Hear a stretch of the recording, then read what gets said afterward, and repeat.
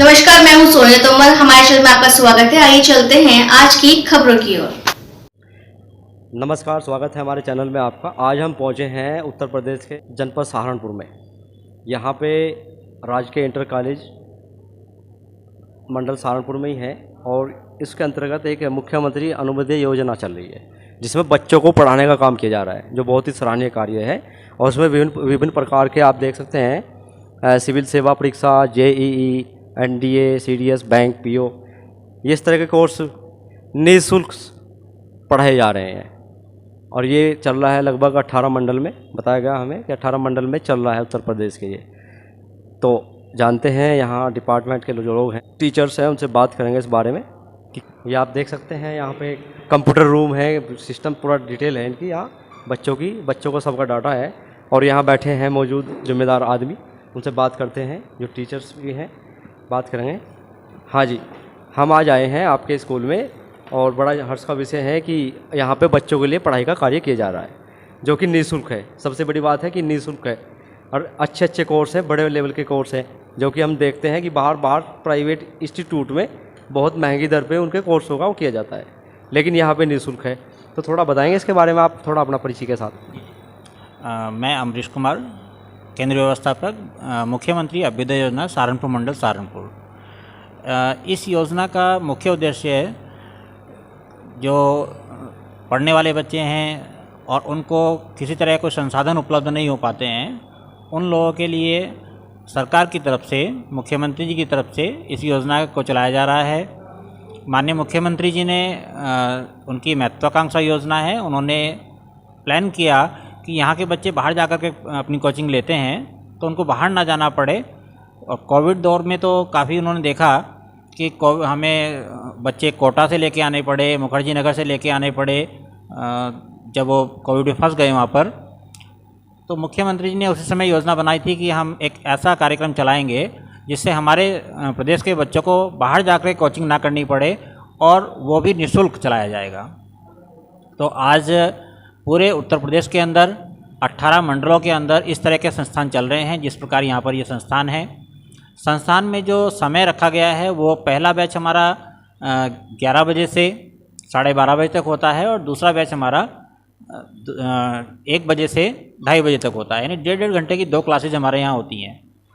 तो मुख्यमंत्री जी ने योजना बनाई कि नीट की तैयारी करने वाले बच्चे वो नीट की तैयारी कर सकें, IIT की तैयारी करने वाले बच्चे वो तैयारी कर सकें, बैंकिंग की तैयारी करने वाले बच्चे, TET की तैयारी करने वाले बच्चे, UPSC की तैयारी करने वाले बच्चे वो कहीं और जा करके ना करके बल्कि NDA, CDS वगैरह जितनी भी तैयारियां हैं वो सब यहीं पर की जा सकें और बच्चों को उसके लिए कोई पेमेंट खर्च ना करना पड़े।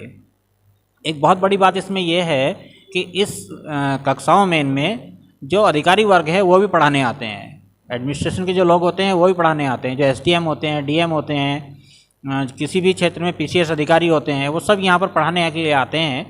और बच्चों से उसके एवज में कुछ नहीं लिया जाता है, बल्कि जो बच्चे अपनी अटेंडेंस प्रॉपर रखते हैं, जिनका एक क्राइटेरिया बना हुआ है सरकार की तरफ से, जिनकी आय उस क्राइटेरिया में आती है, उन लोगों को टैबलेट भी गवर्नमेंट की तरफ से दिया जाएगा।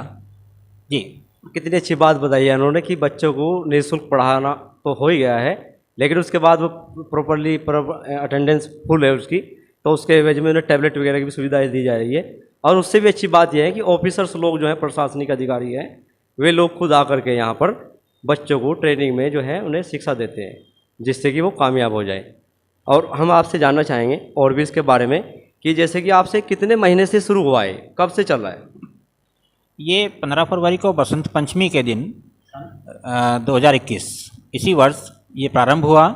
माननीय मुख्यमंत्री जी ने लखनऊ से इसका लाइव उद्घाटन किया और कमिश्नर साहब, DM साहब, SDM काफ़ी सारे और JD sir, joint director, DS sir, BSA sir, यानी काफ़ी पूरा मंडल के अधिकारी और ज़िले के अधिकारी यहाँ पर उस समय मौजूद थे इस कार्यक्रम में। हमारे सभी बच्चे जिनको पहले से एनरोल्ड किया गया था उन सभी को इन्फॉर्म किया गया कि आपका सिलेक्शन हो गया है। सिलेक्शन के बाद में वो बच्चे यहाँ पर उस समय मौजूद थे, वो लाइव कार्यक्रम यहाँ पर किया गया था 15 फरवरी को। में जो रजिस्ट्रेशन बच्चे करते हैं, संख्या घट रही है या बढ़ रही है? एक्चुअल में जब ये प्रारंभ हुई योजना तो उससे पहले गवर्नमेंट ने एक वेबसाइट बनाई abhyuday.up.gov.in। बच्चों से एप्लीकेशन ऑनलाइन आमंत्रित की और ऑनलाइन ही उनसे एग्ज़ाम कंडक्ट किया गया। एग्ज़ाम कंडक्ट करने के बाद में जो उसको क्वालिफाई कर पाए बच्चे, उन लोगों को सेलेक्ट किया गया और यहाँ पर 996 एनरोलमेंट है जिन बच्चों को यहाँ सेलेक्ट किया गया था डिफरेंट कोर्सेज में। तो अब हम उन्हीं बच्चों को यहाँ पर ट्रेनिंग दे रहे हैं जो बच्चे इसमें एनरोल्ड हो चुके हैं, जिनका सिलेक्शन हो चुका है। अब नए बैच के लिए फिर दोबारा से वही प्रोसेस अपनाया जाएगा, दोबारा से एग्ज़ाम किया जाएगा, कंडक्ट किया जाएगा। अब वो एग्ज़ाम उस समय ऑनलाइन मोड में किया गया था क्योंकि कोविड चल रहा था, लेकिन अब की बार वो ऑनलाइन और ऑफलाइन दोनों मोड में भी हो सकता है। वो डिपेंड करता है कि आने वाला समय बताएगा उसके लिए कि किस तरह की व्यवस्थाएँ रहेंगी। लेकिन फिर से इस वर्ष के लिए भी उसमें चयन किया जाएगा और उन लोगों को फिर ट्रेनिंग दी जाएगी ताकि वो किसी भी एग्ज़ाम को क्वालिफाई कर सकें। हाँ, सुना आपने भी, सर ने बताया इसके बारे में, हमने बहुत गहनता से सुना और देखा कि वास्तव में अच्छा है। मुख्यमंत्री की सोच बड़ी अच्छी है कि कोविड काल में उन्होंने ऐसी योजना निकाल दी उत्तर प्रदेश में। तो मैडम बैठी है, उनसे भी बात करेंगे इस बारे में और जानेंगे कि कैसे कैसे काम करें। हाँ जी मैडम, थोड़ा अपने बारे में एक बार बताएं और इसके बारे में। मैं पूजा सैनी, डाइट प्रवक्ता मनोविज्ञान, और वर्तमान में मैं यहाँ पर मुख्यमंत्री अभ्युदय योजना में एज ए कोर्स कोऑर्डिनेटर अपना जो कार्य है वो कर रही हूँ। सवाल आपका? चलो अच्छी बात है, आप बच्चों को जो है शिक्षा दे रहे हैं, कोऑर्डिनेटर के रूप में काम कर रहे हैं। तो हम जानना चाहेंगे जो बच्चे यहाँ पर पढ़ रहे हैं तो उन बच्चों के लिए शिक्षा कितनी मिनिमम होनी चाहिए जो आपके इसमें एंट्री कर दे इस कोर्स के अंतर्गत?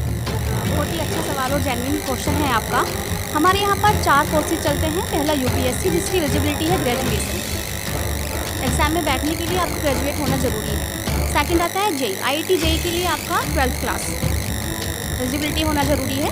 नीट के लिए आपका 12th होना जरूरी है और ऐसे ही एनडीए सीडीएस के लिए आपकी एलिजिबिलिटी सेम सिमिलरली 12th, यानी कि 12वीं पास होना चाहिए। सीबीएसई से बोर्ड से हो, चाहे वो हिंदी बोर्ड से हो, साइंस से हो, तो जब इनमें वो एंट्री कर सकता है, उसके लिए अप्लाई करेगा।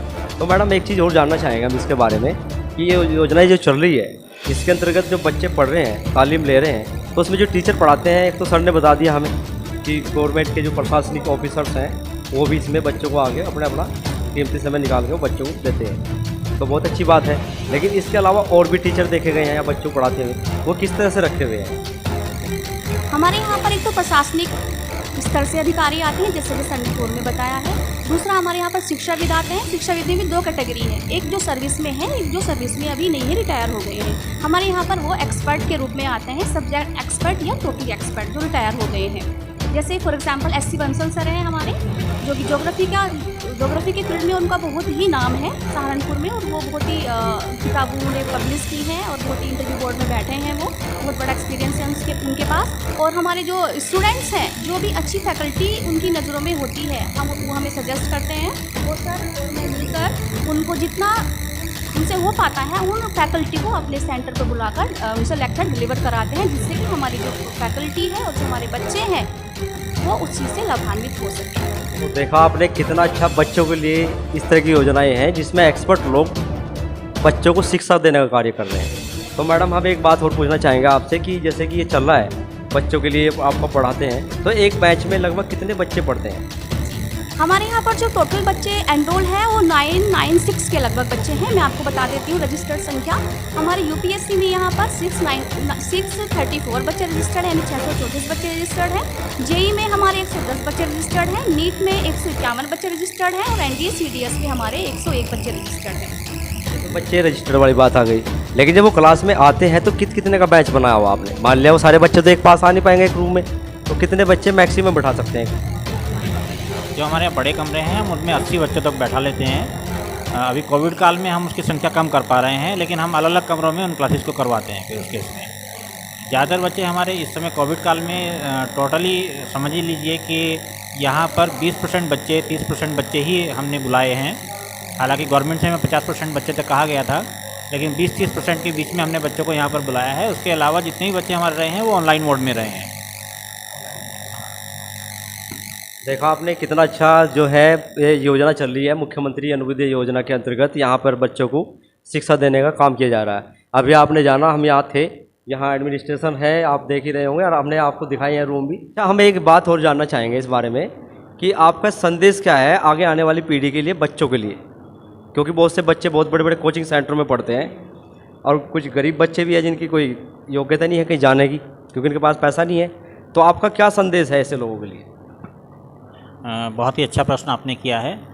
मैं सभी के लिए संदेश देना चाहूँगा, खासकर क्योंकि हम यूपी में बैठे हैं, तो यूपी के विद्यार्थियों के लिए मेरा सीधा संदेश है कि ज़्यादा से ज़्यादा बच्चे अपने आप को रजिस्टर करें। हमारी जो वेबसाइट है वो abhyuday.up.gov.in है।